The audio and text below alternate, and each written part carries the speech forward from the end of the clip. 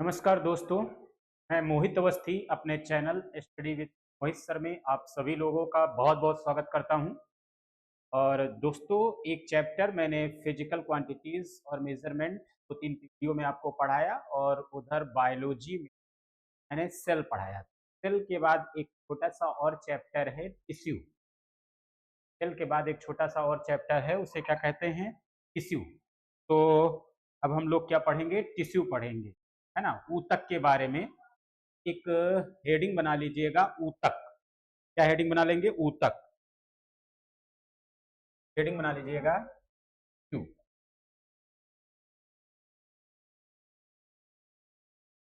Tissue, है ना? हिंदी में क्या कहते हैं? ऊतक। क्या चैप्टर है? कभी कभी प्रश्न इससे पूछे जाते हैं, तो याद रखिए क्या क्या प्रश्न पूछे जा सकते हैं, बताए दे रहा हूं। जो भी आपके एग्जाम है, चाहे रेलवे हो, यूपीएसआई है, या मान लीजिए टेट है, स्टेट है, लेखपाल है, होमगार्ड है।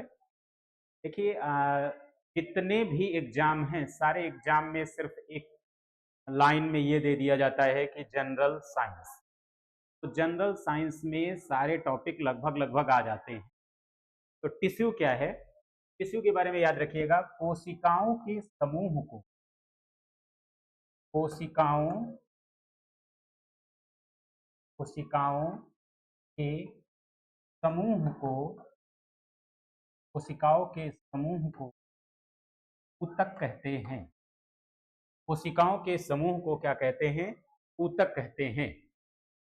Group of cells is called tissue. या ऐसी कोशिकाएं जो कार्य और संरचना की दृष्टि से समान हो। कहने का मतलब, ऐसी कोशिकाएं जो कार्य और संरचना की दृष्टि से समान हो। कार्य और संरचना की दृष्टि से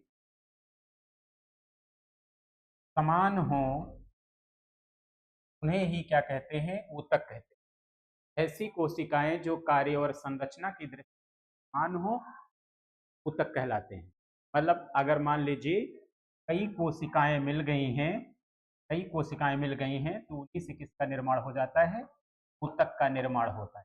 और इन्हीं ऊतकों से किसका निर्माण होता है? अंग का निर्माण होता है। और जब अंग मिलते हैं तो किसका निर्माण हो जाता है? शरीर का निर्माण, है ना? का मतलब आपको मैंने कोशिका पढ़ाते समय भी बताया था और इस समय भी बता रहा हूं कि शरीर जैसी संरचना का निर्माण वास्तव में कोशिका से होता है। शरीर जैसी संरचना का निर्माण वास्तव में किससे होता है? कोशिका से। अब देखिए, अगर पूछा जाए ऊतकों के अध्ययन को क्या कहते हैं, तो क्या बताएंगे? ऊतक के अध्ययन को हिस्टोलॉजी कहते हैं। ऊतक के अध्ययन को क्या कहते हैं? हिस्टोलॉजी कहते हैं। जैसे कोशिका के अध्ययन को साइटोलॉजी कहते हैं, वैसे ही ऊतकों के अध्ययन को हिस्टोलॉजी कहते हैं। जैसे ऊतकों के अध्ययन को क्या कहते हैं? हिस्टोलॉजी कहते हैं। क्लियर है ना? ऊतकों के अध्ययन को क्या कहते हैं? हिस्टोलॉजी कहते हैं। अब देखिए, जैसे कोशिकाएं जो होती हैं, तो सेल्स होती हैं, मतलब कोशिकाएं ये जंतुओं में भी पाई जाती हैं। कोशिकाएं जंतुओं में भी पाई जाती हैं और पादपों में भी पाई जाती हैं। वैसे ऊतक भी क्या होगा? दोनों में पाए जाएंगे। दोनों में ऊतक पाए जाएंगे कि नहीं पाए जाएंगे? ऊतक जंतुओं में भी पाए जाते हैं और पादपों में भी पाए जाते हैं। देखिए, यहाँ पर हम कुल मिलाकर के बात जूलॉजी की तरफ बढ़ रहे हैं, जंतु विज्ञान की तरफ। तो यहाँ जो जंतुओं में पाए जाने वाले ऊतक हैं वो डिस्कस करेंगे। बाकी जो प्लांट्स में टिश्यू पाए जाते हैं वो हम बॉटनी में आपको बताएंगे। क्लियर है ना? जब आप रेगुलर पढ़ते रहेंगे तो चीजें आपको व्यवस्थित मिलती रहेंगी, है ना? क्रमबद्ध होंगी, सीरियल वाइज मिलती रहेंगी, क्योंकि विज्ञान पढ़ रहे हैं और विज्ञान के बारे में आपको पता ही है। विज्ञान सुव्यवस्थित, सुसंगठित, क्रमबद्ध ज्ञान को ही क्या कहते हैं? विज्ञान। उसी तरीके से हम लोग पढ़ते रहेंगे। बॉटनी में हम आपको प्लांट टिश्यू पढ़ाएंगे, यहाँ पर एनिमल टिश्यू। क्लियर है ना? तो ऊतक के अध्ययन को क्या कहते हैं? हिस्टोलॉजी। और ऊतक जंतुओं में भी पाए जाते हैं और पादपों में भी पाए जाते हैं। यहाँ पर हम जंतुओं में जो पाए जाते हैं उनकी बात करेंगे जो जंतुओं में टिश्यू पाए जाते हैं। जंतुओं में देखिए एक पहला टिश्यू मैं आपको बताए दे रहा हूं, इसका नाम है बाह्य कला ऊतक। बाह्य कला ऊतक, बाह्य कला ऊतक को बोलते हैं इपिथीलियम टिश्यू। जो लोग इंग्लिश मीडियम वाले हैं उनके लिए टर्म्स मैं बोलता जा रहा हूं, अपना चाहे तो लिख जाएंगे इपिथीलियम टिश्यू। वैसे तो प्रयास ये करिए कि सिर्फ सुन करके ही काम चला लीजिए, हाँ, सुन करके देख करके याद करने का प्रयास करिए। सारी चीजें कहाँ बैठाइए, अपने दिमाग में, कि वही काम आएगा एग्जाम में जो आपके दिमाग में होगा। नोट्स बनाने से, है ना, खूब ज्यादा लिख लेने से कोई मतलब नहीं है। सिर्फ जो आपके दिमाग में होगा वही आपके एग्जाम में काम आएगा।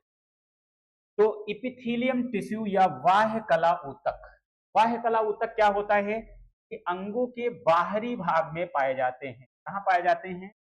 अंगों के बाहरी भाग में पाए जाते हैं। बाह्य कला ऊतक अंगों के बाहरी भाग में पाए जाते हैं, इंटरनल पार्ट में पाए जाते हैं। जैसे मान लीजिए अगर एग्जाम्पल आपसे पूछा जाए तो एग्जाम्पल में बाह्य कला ऊतक या इपिथेलियम टिश्यू एग्जाम्पल में क्या बताएंगे? जैसे लीवर है ना, क्या हो जाएगा, और किडनी है और क्या हो जाएगा, तो क्या बताएंगे? लंग्स। लंग्स। अब इनकी जो बाहरी लेयर है, इनकी जो बाहरी लेयर है, बाहरी लेयर में कौन से ऊतक पाए जाएंगे? कौन से पाए जाएंगे, तो क्या बताएंगे? अंगों के बाहरी भाग में पाए जाने वाले ऊतक टिश्यू कहलाते। दूसरा भैया क्या हो जाएगा? दूसरा हो जाएगा पेशीय ऊतक। दूसरा क्या हो जाएगा, तो क्या बताएंगे? पेशीय ऊतक, मैस्कुलर टिश्यू। दूसरा हो जाएगा नंबर 2 पेशीय ऊतक। और पेशीय ऊतक की अंग्रेजी क्या होती है? पेशीय ऊतक की अंग्रेजी होती है मैस्कुलर टिश्यू। मैस्कुलर टिश्यू ये अंगों के आंतरिक भाग में पाए जाते हैं, आंतरिक भाग में पाए जाते हैं, इंटरनल पार्ट में पाए जाते हैं, मैस्कुलर ऑर्गन्स में पाए जाते हैं, मांसल अंगों में पाए जाते हैं। कहाँ पाए जाते हैं? मांसल अंगों में पाए जाते हैं। ये आंतरिक भाग में पाए जाते हैं। क्या पाए जाते हैं? पेशी, मैस्कुलर टिश्यू। जैसे जैसे देखिए आपसे एग्जाम्पल में अगर पूछा जाएगा तो जैसे पर, है ना, फिर क्या हो जाएगा? हार्ट, है ना, या किडनी, लीवर, हार्ट, किडनी, इनमें कौन से ऊतक पाए जाते हैं, तो क्या बताएंगे? पेशीय, मैस्कुलर। दोनों में डिफरेंस यही है, इनके बाहरी भाग में इथिलियम, बाह्य कला ऊतक, यानी लंग्स, किडनी, लीवर के बाहरी भाग में पूछा जाएगा तो क्या बताएंगे? Ileum tissue. और लीवर, हार्ट और किडनी में पूछा जाएगा तो क्या बताएंगे? पेशी ऊतक, मैस्कुलर। यही अंतर है। तीसरा समझ लीजिएगा, नंबर 3 क्या हो जाएगा? नंबर 3 में क्या आ जाएगा? संयोजी ऊतक। संयोजी ऊतक को अंग्रेजी में क्या बोलते हैं? Connective tissue. नंबर 3 क्या हो जाएगा? संयोजी ऊतक, कनेक्टिव टिश्यू। क्या करते हैं? दो या दो से अधिक ऊतकों को जोड़ने का कार्य करते हैं, कनेक्ट करने का कार्य करते हैं। टू आर मोर टिश्यू को कनेक्ट करते हैं। कौन से ऊतक? तो क्या बताएंगे? संयोजी ऊतक। अब इसके एग्जाम्पल में क्या हो जाएगा? संयोजी ऊतक का एग्जाम्पल क्या हो जाएगा? जैसे मान लीजिए आपने सुना होगा ब्लड। ब्लड सुना है कि नहीं सुना है? ब्लड, ब्लड हिंदी में इसे क्या कहते हैं भैया? हिंदी में इसे कहते हैं रुधिर। रुधिर क्या होता है? तरल संयोजी ऊतक है। क्या होता है? तरल संयोजी ऊतक है। क्या होता है? तरल संयोजी ऊतक है। लिक्विड कनेक्टिव टिश्यू है। क्या होता है? तरल संयोजी ऊतक है, लिक्विड कनेक्टिव टिश्यू है ब्लड। आपने देखा होगा जैसे जोड़ने का काम ही कौन करता है? लिगामेंट। लिगामेंट भी आपने सुना होगा। लिगामेंट क्या करता है? ये हड्डियों को हड्डियों से जोड़ता है, बोन्स को बोन्स से कनेक्ट करता है। ऐसे ही आपने सुना होगा, एक और सुना होगा, क्या सुना होगा? टेंडन। ये क्या करता है? बोन को मसल्स से कनेक्ट करता है। हड्डियों को मांसपेशियों से जोड़ने का कार्य कौन करता है? टेंडन। लिगामेंट क्या करता है? हड्डियों को हड्डियों से जोड़ता है। ये एग्जाम्पल किसके हैं? संयोजी ऊतक के एग्जाम्पल हैं। अगला ऊतक देख लेंगे हम लोग। अगला ऊतक हो जाएगा नंबर 4। नंबर 4 हो जाएगा आपका तंत्रिका ऊतक। नंबर 4 क्या हो जाएगा? तंत्रिका ऊतक। तंत्रिका ऊतक का मतलब क्या हो जाएगा? Nervous tissue. क्या हो जाएगा? Nervous tissue. नर्वस टिश्यू इकाई क्या होती है? तो क्या बताएंगे? न्यूरॉन होती है। इकाई क्या है? न्यूरॉन। इकाई क्या होती है? न्यूरॉन है। और इसका कार्य क्या होता है तंत्रिका ऊतक का? तो क्या बताएंगे? मैसेंजर का कार्य होता है, संदेश वाहक का कार्य होता है किसका? तंत्रिका ऊतक का। एक और ऊतक माना जाता है ना, कुछ लोग तो इसको कोशिका कहते हैं, लेकिन कुछ लोग इसको क्या मान लेते हैं? ऊतक ही मानते हैं। जैसे जनन ऊतक। क्या हो जाएगा? जनन ऊतक। रिप्रोडक्टिव टिश्यू नंबर 5 जनन ऊतक में सिर्फ इसके एग्जाम्पल में याद रखिएगा स्पर्म और ओवम। स्पर्म और ओवम ये क्या है? जनन ऊतक के उदाहरण हैं। क्लियर है ना? ध्यान दीजिएगा मित्रों, ये लेसन कह सकते हैं या टॉपिक छोटा सा था, लेकिन आपसे प्रश्न यहाँ से भी बन सकते हैं। इसको तैयार रखिएगा, बड़ा इजीली आपको समझ में भी आ जाएगा और याद हो जाएगा। बाकी हम लोग मिलेंगे नेक्स्ट क्लास में। मेहनत करते रहिए, लगे रहिए और अपने दोस्तों को शेयर करते रहिए। धन्यवाद।